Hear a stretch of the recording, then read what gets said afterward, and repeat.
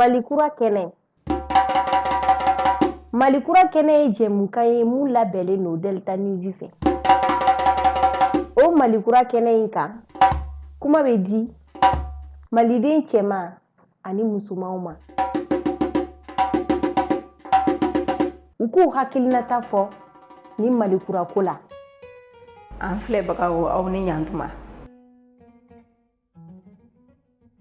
Malikura kɛnɛ kɔnɔ. Malikura kɛnɛ ye jamukan ye. Ni jamukan in labɛnna Delta News fɛ.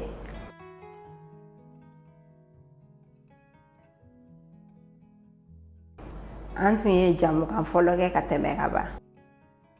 Bi an bɛna jamukan filanan de kɛ. Bi jamukan filanan in o bɛ bobow jɔyɔrɔ sariya bayɛlɛmalen minnu bɛna kɛ bobow jɔyɔrɔ min b'u kɔnɔ. An bɛna kuma o de kan bi. Mɔgɔ fila welelen b'an bolo bi. Madame e ye jɔn ye i yɛrɛ fɔ mɔgɔw ye. Aw ni ɲantuma. Ne welela ka na ni kɛnɛ ye k'a diyara ne ye aw ni ce. Ne tɔgɔ Mariam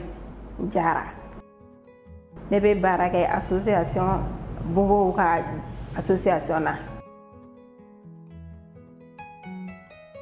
Ne ye secrétaire ye association in kɔnɔ.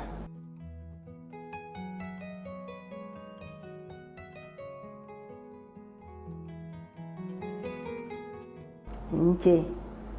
Messi e dun i yɛrɛ fɔ mɔgɔw ye. I ni ce Aïssata. Donc ne welela o diyara ne ye kosɛbɛ.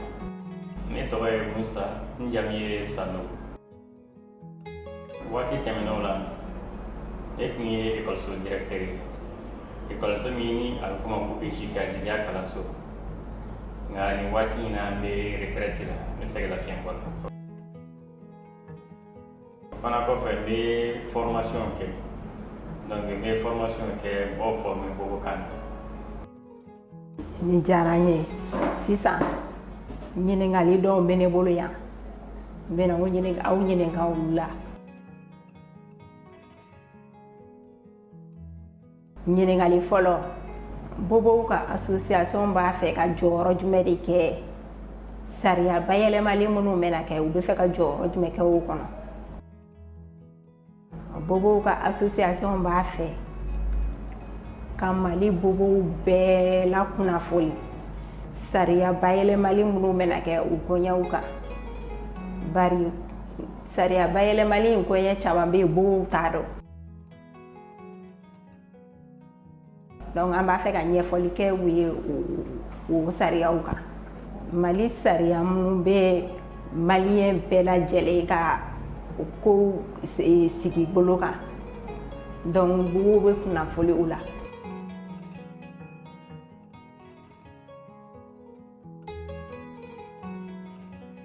Mbese e b'a fɛ ka mun fara o kan? Ne hakili la bobow ka association a bɛ se ka ekɔliso créer ka ekɔliso dɔ dayɛlɛ i n'a fɔ ni o ye lycée ye ale ni sanfɛ kalanso n'an k'o ma ko école supérieure. Donc hali ka se université ma.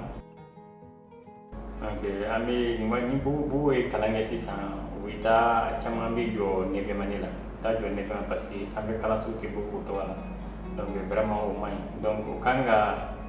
fɛɛrɛw kɛ walasa bobow bɛ se ka hali n'u ye DEF sɔrɔ u bɛ se ka continuer ka kalan kɛ cogoya min na vraiment o bɛ ɲɛ kosɛbɛ.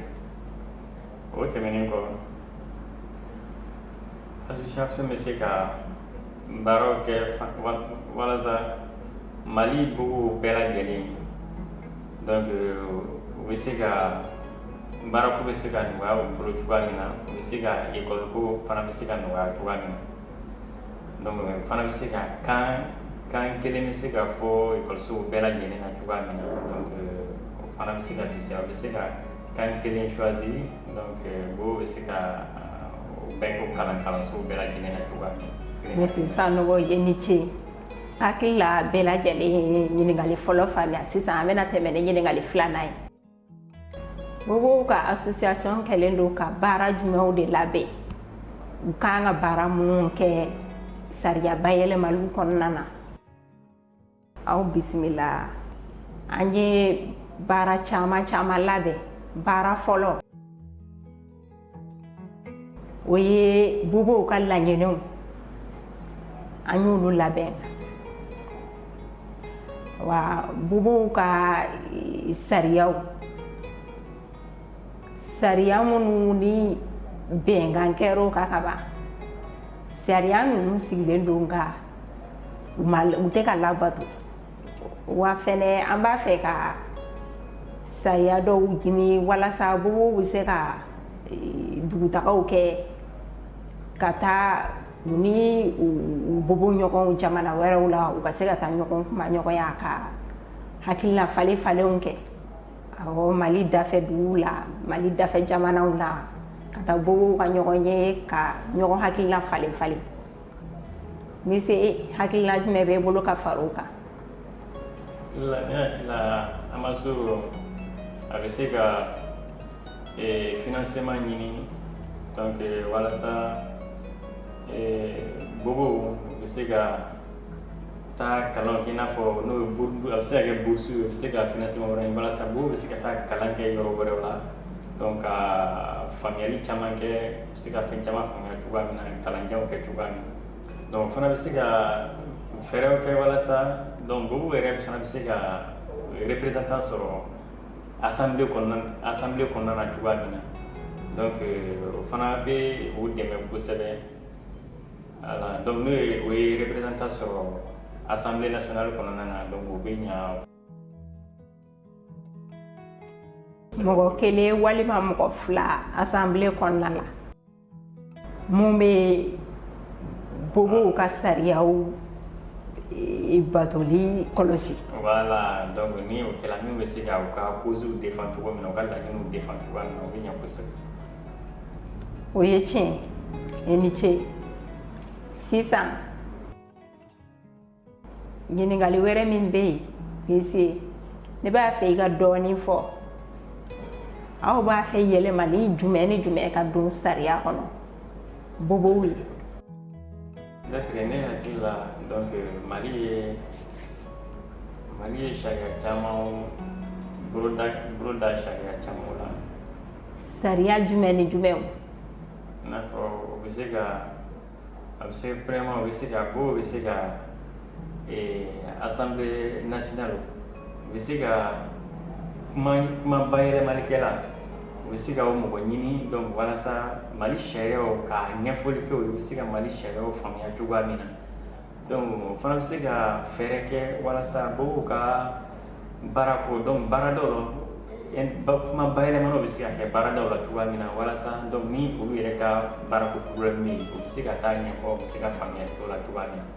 donc ne bolo o fana bɛ fisaya kosɛbɛ donc u b'u ka problème caman nɔgɔya.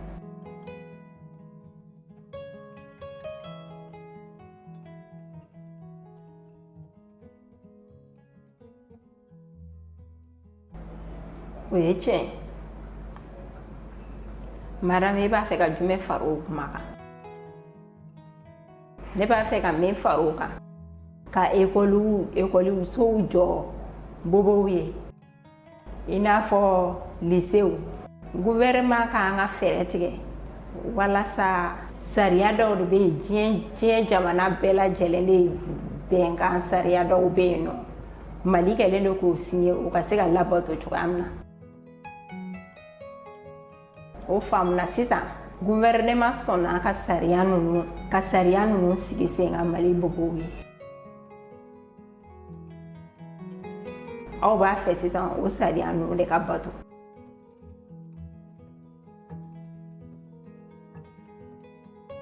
sisan ɲininkali wɛrɛ min bɛ yen aw b'a fɛ députéw ka sariya dɔw sigi bobow kelen tɔgɔ la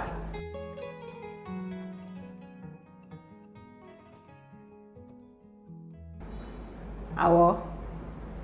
an b'a fɛ o sariya dɔw ka sigi i n'a fɔ baarako la garisigɛw bɛ se ka kɛ kelen cogoya min na ani bobow yɛrɛ ka kuma bobo kan o bɛ se ka sigi sen kan cogoya min na sariya caman caman de bɛ yen kalanko ni bubu kan kuma bayɛlɛmali ko a ka ca awɔ.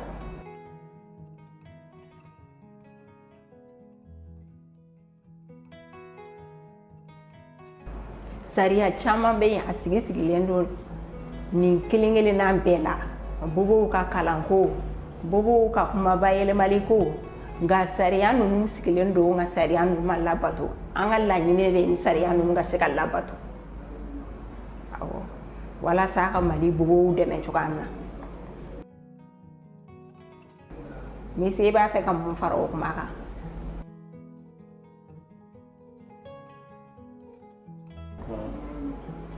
Ne hakili la Mali kɔni a ye sariya caman a ye bolonɔfila kɛ olu la ale ni bɛnkan caman donc mɔgɔ lujuratɔ tɔgɔ la donc a ka ɲi olu sariyaw ale ni olu bɛnkanw donc olu ka se ka waleya Mali kɔnɔ i n'a fɔ bobo u ye ka baarako ka baarayɔrɔ la gɛlɛya caman bɛ u kan kosɛbɛ donc minnu bɛ baara la i bɛ taa sɔrɔ gɛlɛya caman b'u kan.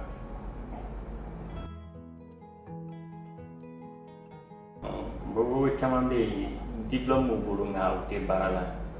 donc kun jumɛn na donc u bɛ i b'a sɔrɔ diplôme mais u bɛ baara ɲini donc baarako ma nɔgɔ donc a ka ɲi ka se ka fɛɛrɛ kɛ walasa o ko bɛ se ka nɔgɔya cogo min na donc bobo ale ni maa minnu tɛ fiɲɛ tɛ olu ka gɛrɛsɛgɛw bɛɛ lajɛlen kan ka kɛ kelen ye donc a ka ɲi quand même minnu bɛ kuma ale ni minnu bɛ bobo ye donc bɛɛ gɛrɛsɛgɛ ka kɛ kelen ye a ko a ka gɛlɛn dɔɔnin mais dɔɔnin ni yɛlɛmaw bɛ se ka ɲɛ sɔrɔ.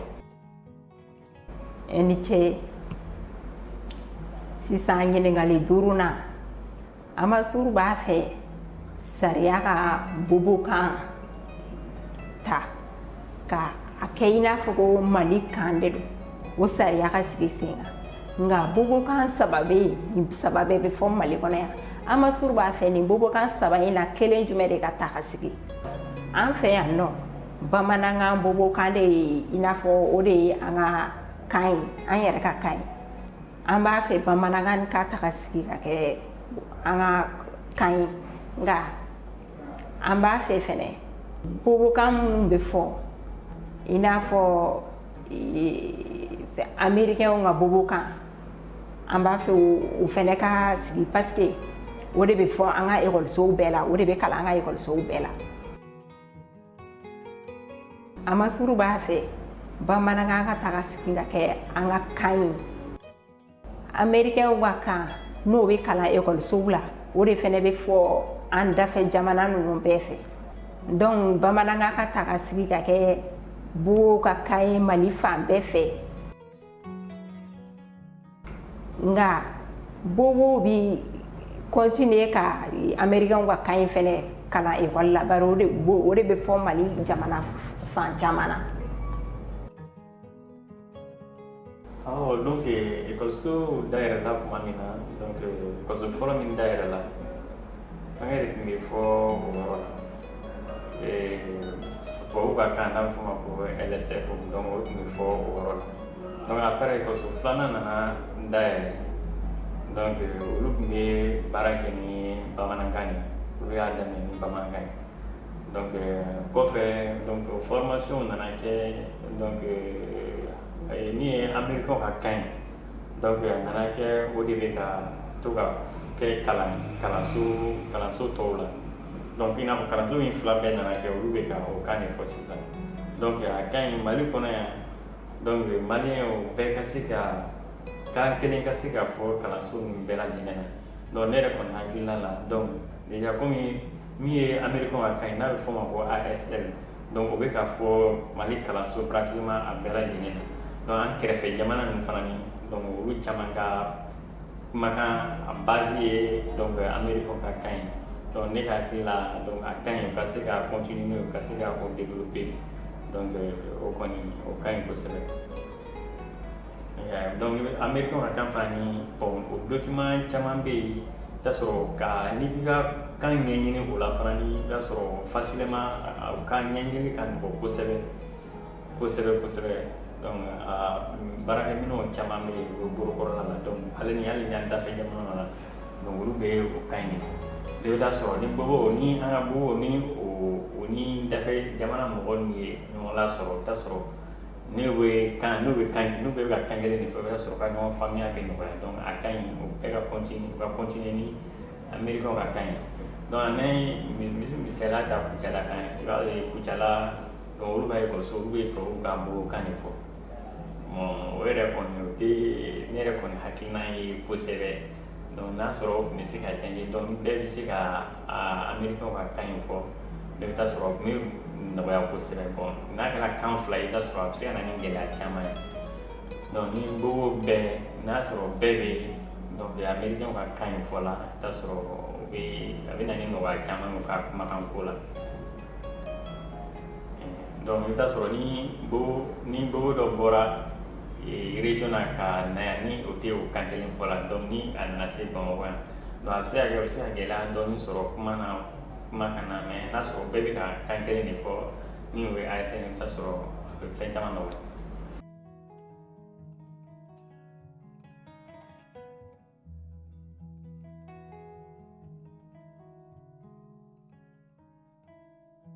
Sisan bi jamukan banna aw ni ce an balimaw aw ni ce aw ka filɛli la a k'an bɛn a ɲɔgɔn wɛrɛ ma.